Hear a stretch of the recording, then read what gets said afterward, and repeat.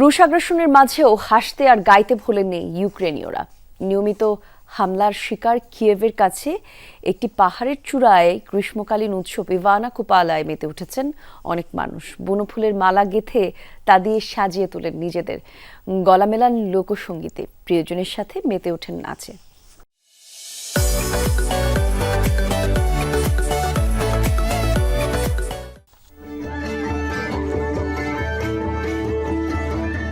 গানের তালে তালে প্রিয়জনের সাথে নাচে মেতেছে মানুষ, গাইছে লোকসঙ্গীত। শিশুদের মতোই সবার সাথে মেতে উঠেছে খেলায়। যুদ্ধের মাঝেই কিয়েভের কাছে এক নয়নাভিরাম পাহাড়ের চূড়ায় পরিবার, প্রিয়জন ও বন্ধু বান্ধবের সাথে উপস্থিত হন অনেক মানুষ।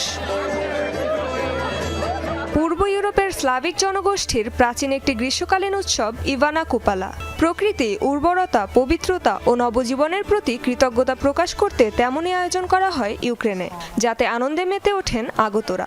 গানের তালে তালে গাঁথেন বুনো ফুলের মালা, নিজেকে সাজিয়ে তোলেন সেই অলংকারে। আমি মনে করি ইউক্রেন ব্যতিক্রমী একটি দেশ।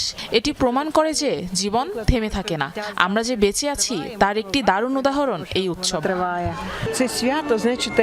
এই উৎসবটা যেন একফালি নির্মল বাতাস। ইচ্ছে করছে কোনো একটা সুইচ টিপে আমরা বাস্তব জীবনের কষ্টগুলো ভুলে যাই।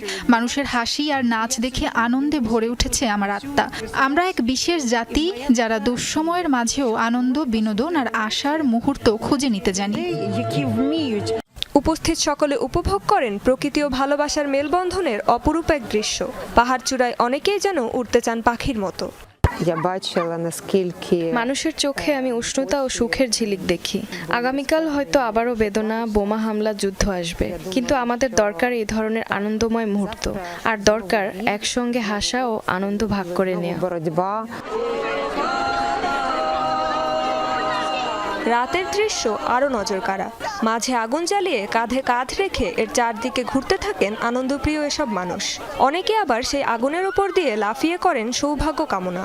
আগতদের প্রার্থনা হবে বিশ্বের সকল যুদ্ধের অবসান, ফিরে আসবে শান্তি। রেজপানা সাইমা, যমুনা নিউজ।